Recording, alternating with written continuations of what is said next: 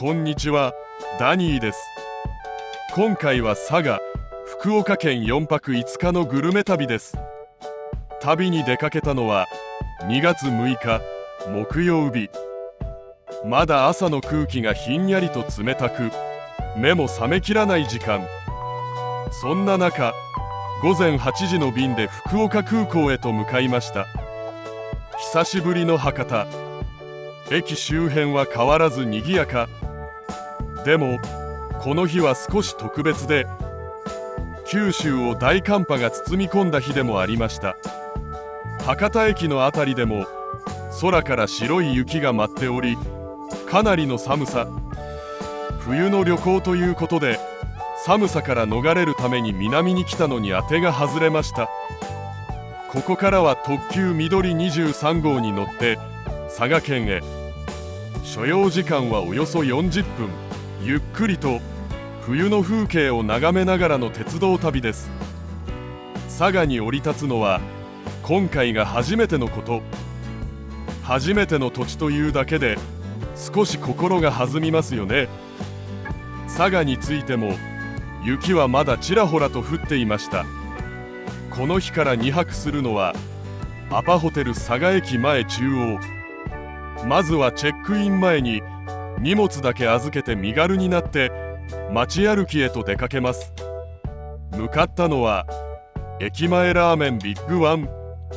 その名の通り、駅のすぐそばにある昔ながらのラーメン店です。ここでいただいたのが佐賀ラーメン。控えめな塩分と油に生卵がトッピングされた優しい味の豚骨スープ。卵を溶かすとスープがまろやかになって、寒い冬の昼下がりにほっと体が温まる、そんな一杯でした。ラーメンを食べた後は少し街をぶらりと歩いてました。夜は旅の楽しみの一つ、地元の味覚を味わう時間です。向かったのは佐賀牛を扱う焼肉店、牛将さん。まず注文したのは牛タンと佐賀牛カルビ。焼き網にジューッと乗せた瞬間に広がる香り。その時点でもうごちそうですよね。焼き上がったタンは程よい歯ごたえとうまみがしっかり。カルビは脂が乗っていてじゅわっと甘みが広がります。そして迷いに迷った末についに頼んでしまったのが佐賀牛メガテンロース。その名の通り驚きのサイズ感。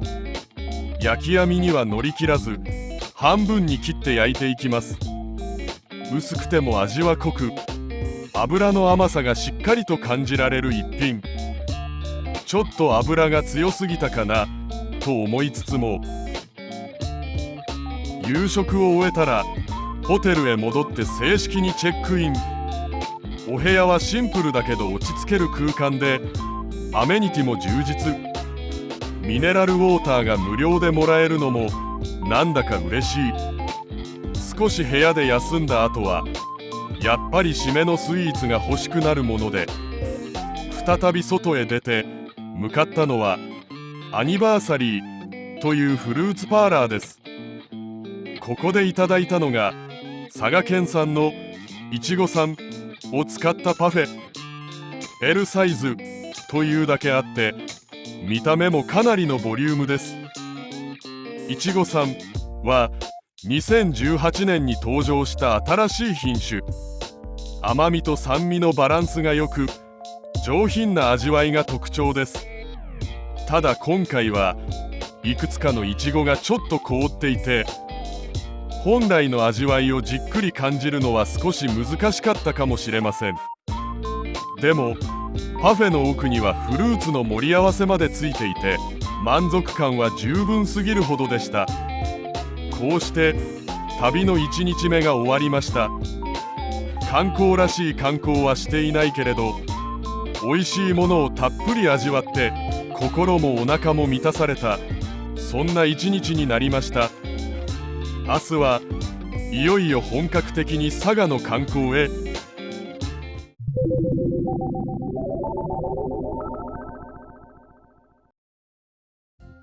2日目、2月7日金曜日、朝から電車に乗って唐津を目指します。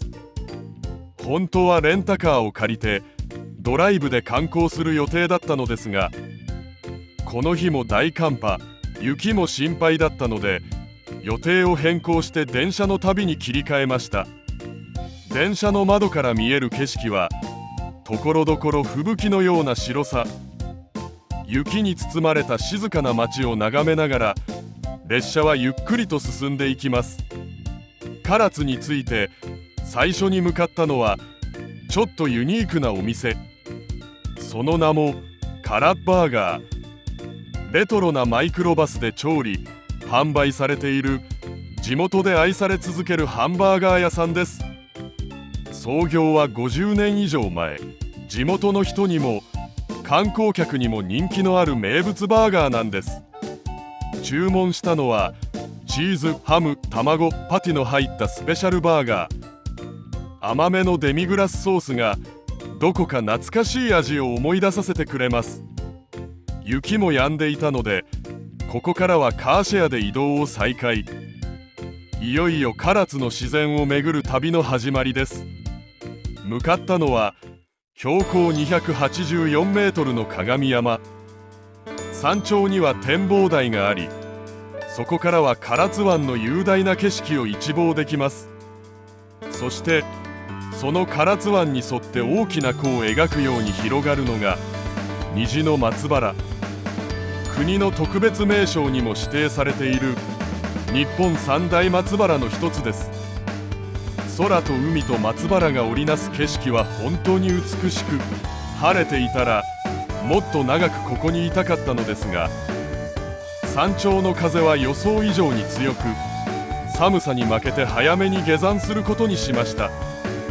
続いて向かったのは唐津のシンボル、唐津城。別名舞鶴城とも呼ばれていて、桜の名所としても知られています。本来なら200段以上の階段を上って天守閣を目指すのですが、天気も優れず迷わず有料の斜行エレベーターを選びました。天守閣の内部は展示室になっていて、歴史や文化に触れながら進むことができます。最上階からは再び虹の松原と玄界灘の大パノラマが望めるはずだったのですが、この日は曇り空、次は晴れの日にまた来てみたいですね。展望台を降りる途中、ふと目に入ったのがアニメのポスター。ユーリ、オンアイスやゾンビランドサガといった作品が唐津を舞台にしているそうです。次に訪れたのは浜の浦の棚田。ここは海岸沿いから山に向かって広がる美しい段々畑です。大小合わせて283枚の田んぼが階段のように連なり、まるで自然が描いた芸術作品のような光景が広がっています。ベストシーズンは春。田んぼに水が張られ、夕暮れの太陽が海と棚田をオレンジ色に染める、そんな幻想的な景色が見られるそうです。今回は季節が違いましたが、それでも十分に幻想的で美しい風景でした。唐津での観光を終え、再び電車で佐賀へ戻ります。この日の夕食はミール小柳で、注文したのは佐賀のご当地グルメシシリアンライスです。ご飯の上に炒めた肉と野菜、そしてたっぷりとかかったマヨネーズ。素朴ながら癖になる、そんな味わいでした。1975年頃に誕生し、今では佐賀市の多くの喫茶店で愛されているそうです。どこか昭和の雰囲気を感じる一皿でした。そして今日の締めくくりには佐賀県発祥のアイス、その名もブラックモンブラン。ザクザクのクランチとピーナッツがチョコの上にたっぷり。中から現れるのは優しい甘さのバニラアイス。今日一日の旅の締めくくりにぴったりな味でした。こうして2日目の旅が終わりました。厳しい寒さの中でしたが、唐津の自然や歴史に触れた一日でした。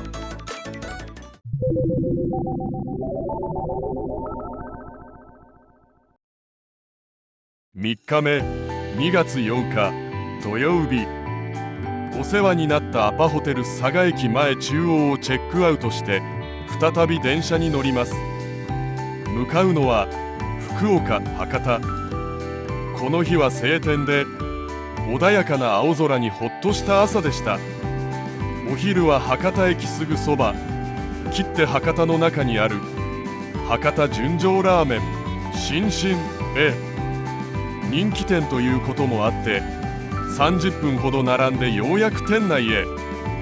せっかくなので全部のせラーメンと半焼き飯をオーダー。ちょっと贅沢な組み合わせです。ラーメンは臭みがなくてうまみの強いあっさり豚骨スープ。細麺に絡んで一口すすれば止まらない。気づけばスープもほぼ飲み干してしまっていました。半焼き飯は名前の割にしっかりボリューム。お腹を満たした後は電車で太宰府へ向かいます。駅から太宰府天満宮まで続く参道は両側にずらりとお店が並ぶ食べ歩きスポット。まず立ち寄ったのは家具の好み。目の前で仕上げてくれる和栗の錦糸モンブランをいただきます。中はソフトクリーム。賞味期限はわずか5分。溶けてしまう前に急いで味わいます。栗の香りとミルクの優しさが混ざって味わい深い一品です。続いては太宰府名物梅替え餅を片手に学問の神様菅原道真公を祀る太宰府天満宮へ。全国に約1万2000社ある天満宮の総本宮とされるこの場所、九州最大級の規模を誇る神社にはこの日も多くの人が祈願に訪れていました。残念ながら御本殿は約3年をかけた改修中。今回はその仮殿が公開されていました。でもこの仮殿、とても仮とは思えないデザインで、前に見た御本殿の迫力とはまた違う凛とした雰囲気がありました。夕方には博多へ戻り、今夜から2泊お世話になる博多グリーンホテル1号館へ。駅からのアクセスも良く、シンプルながら清潔感のあるお部屋です。夕食の時間が少し遅めだったので、その前に先にデザートという贅沢な流れに。向かったのはアミプラザ博多にあるキャンベルアーリー。注文したのは福岡が誇るブランドいちごあまおうをふんだんに使ったあまおうパフェプリンセス。もっとビッグサイズのクイーンもありましたが、さすがにあれは自重しました。見た目も華やかで甘酸っぱさとミルクのバランスがとてもよく、いちご好きにはたまらない一品でした。夜になり、ついにこの日のメインディッシュ、博多名物の水炊きをいただきに博多水炊き浜田屋空店へ。こちらでは1名からでも水炊きコースを注文できるのがありがたい。コースにはぶつ切りの鶏肉にミンチ、野菜たっぷり、さらに豚しゃぶや揚げ物、最後はおじやまでついてボリューム満点です。鶏のうまみが染み出したスープは徐々に味が変わっていき、その変化もまた楽しみの一つです。観光もグルメもしっかりと楽しんだ3日目となりました。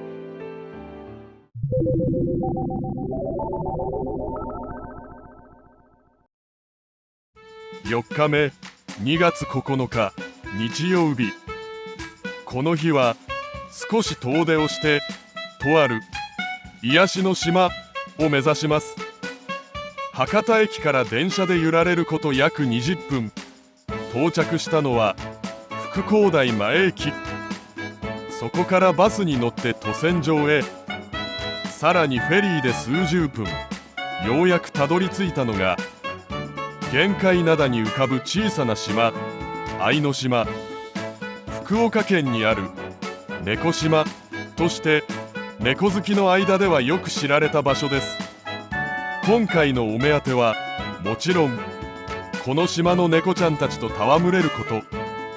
フェリーを降りてすぐ「ようこそ」とばかりに1匹の猫がゆっくりと近づいてきました。島のあちこちに自由気ままな猫たちの姿。日向ぼっこをする子、寄り添って眠る子、じっとこちらを見つめてくる子。事前に準備していたおやつを差し出し、そっと撫でたりして癒されます。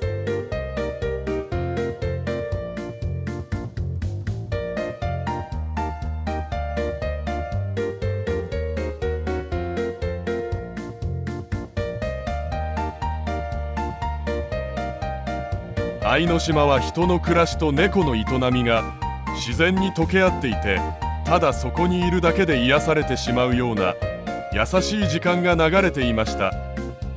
名残惜しさを胸に再びフェリーで本土へ。バスと電車を乗り継いで博多へ戻ってきました。少し遅めのお昼ご飯。向かったのは博多駅直結の切手博多内にある博多鳥川大臣です。カリッと香ばしい皮の食感と噛むほどにあふれるうまみ。博多名物鳥川はまさにビールが恋しくなる味。他にもジューシーな豚バラ、ミンチ、トマト巻きなど串焼き好きにはたまらないラインナップでした。夕方少しだけホテルで休憩して夜は楽しみにしていた屋台巡りの予定だったのですが、この日も寒波直撃。体の芯まで冷え込むような寒さに正直外に出る気力がなくなってしまいました。というわけでディナーはホテルに併設されているサルバトーレクオモ市場で温かいイタリアンをいただくことに。まずはモッツァレラチーズ、有機トマト、バジルのピッツァドッグ。一口ごとに素材の良さが感じられる一皿です。続いては子羊の炭火焼き。柔らかくジューシーなお肉に炭の香ばしさがしっかりと乗っていて、ちょっと贅沢な気分に。締めのデザートはカタラーナ。表面のキャラメリゼが香ばしく、中はとろけるような食感。一皿一皿丁寧に仕上げられた料理が並ぶ素敵なお店でした。長年の夢だった猫島への旅。のんびりと流れる島時間に癒されて心がふっと軽くなった気がします。グルメも満足、猫たちにも癒されて静かな幸福感に包まれた4日目でした。最終日は午前の便で東京に帰るだけなので省略。以上、佐賀・福岡県4泊5日のグルメ旅でした。いかがでしたでしょうか。グルメも観光も猫島も心ゆくまで楽しんだ5日間となりました。それではまた次回お会いしましょう。チャンネル登録、高評価よろしくお願いします。